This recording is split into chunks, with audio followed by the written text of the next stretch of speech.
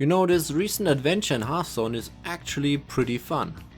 To be honest, it's even more fun than the real game. What if this kind of deck builder card game was its own game? Well, today we're going to talk about just that. I'll play through Slay the Spire for you and tell you if it's worth the effort and the money spent.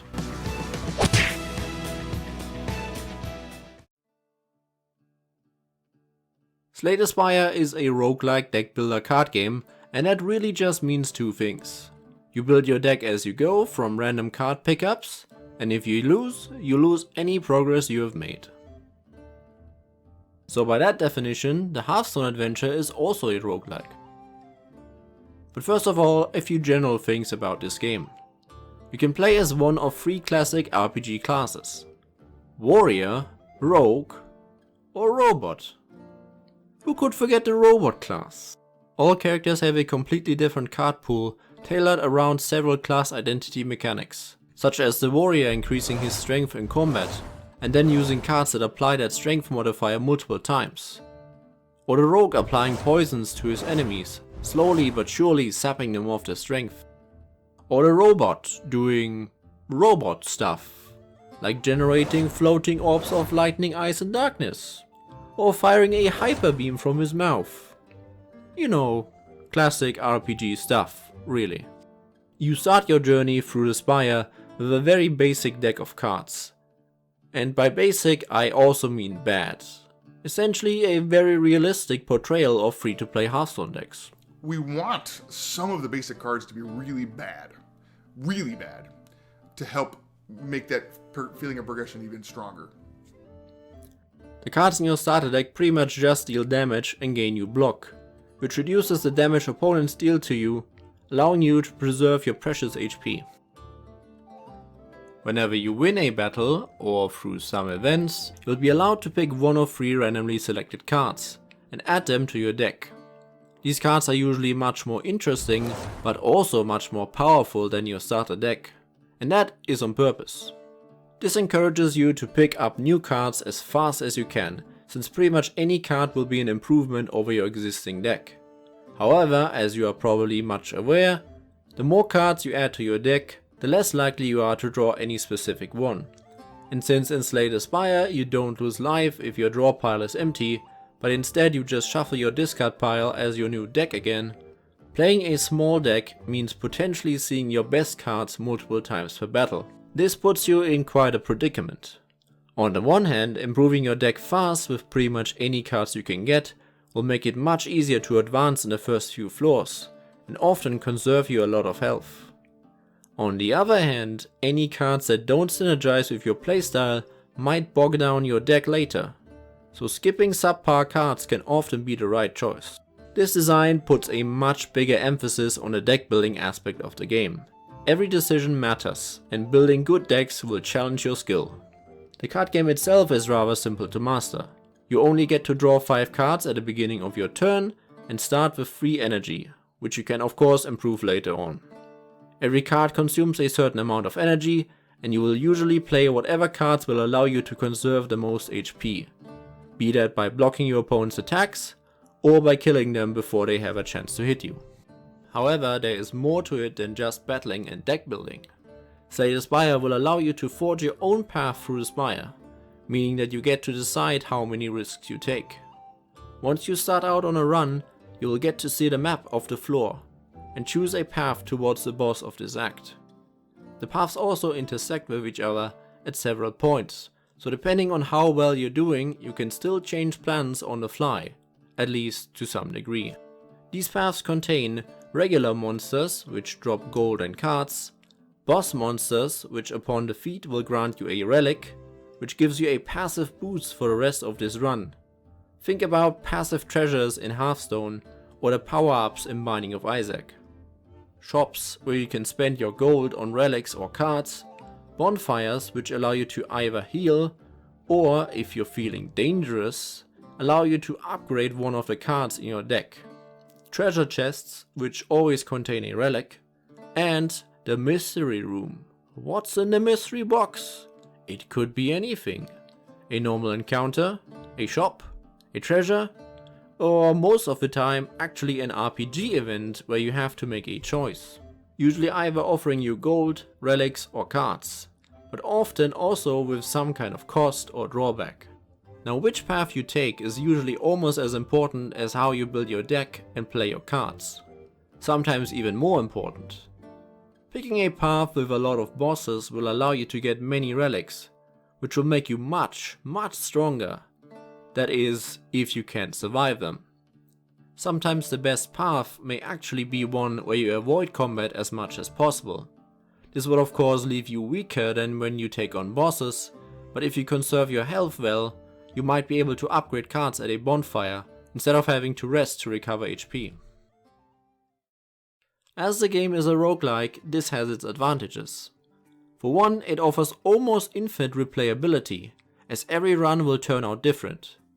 It also means that the difficulty of the game varies a lot. Some runs you might get all the strongest and synergistic relics, and end up with a deck so powerful that you can beat most encounters without even taking damage. And sometimes you will only scrape by with just a minimal amount of power to beat a boss, cherishing every single point of HP as if it was an heirloom from your grandmother. A big advantage of this is of course that no matter if you are a hardcore min-maxer or just a casual player, if you just keep on trying, eventually you will end up with a winning run.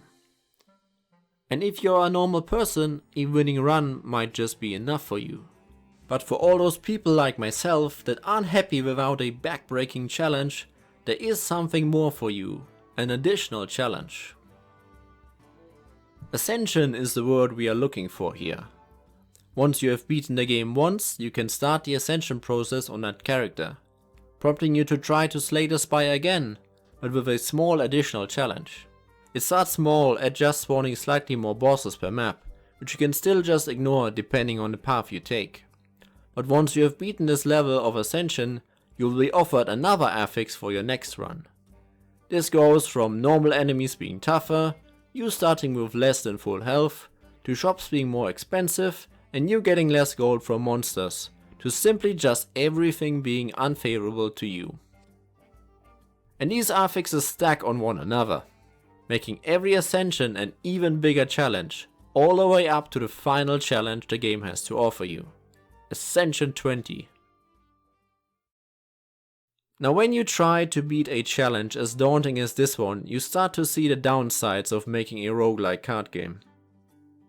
In other roguelikes like The Binding of Isaac, you have a baseline of skill to fall back on, in the form of dealing damage while avoiding taking damage.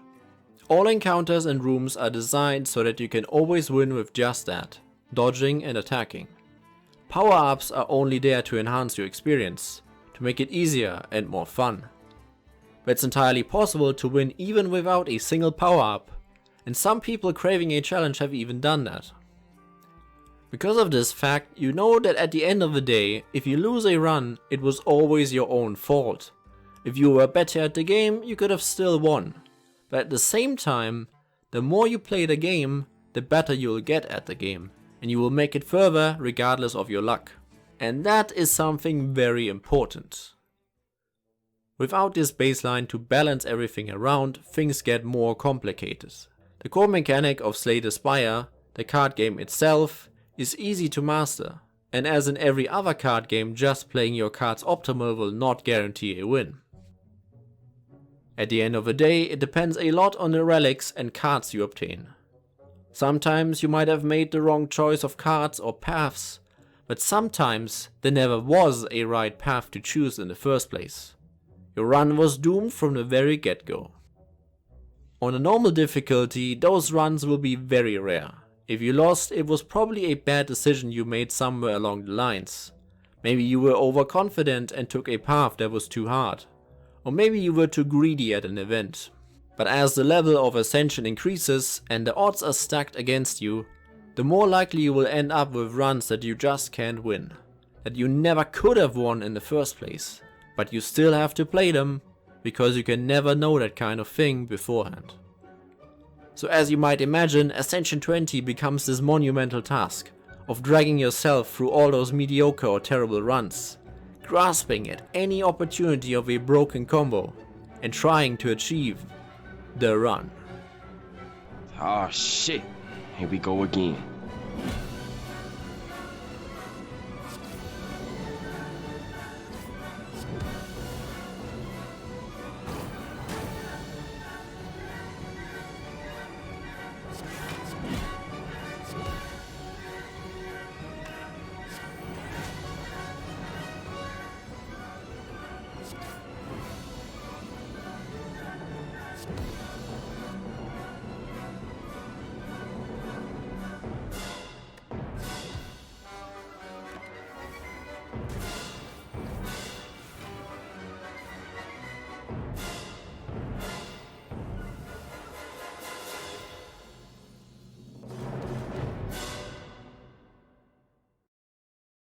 All in all, this game is pretty good for what it is. It can be challenging, it has lots of replayability, and between its RPG events and the underlying story that is hinted at on several occasions, it has even got this adventurous atmosphere.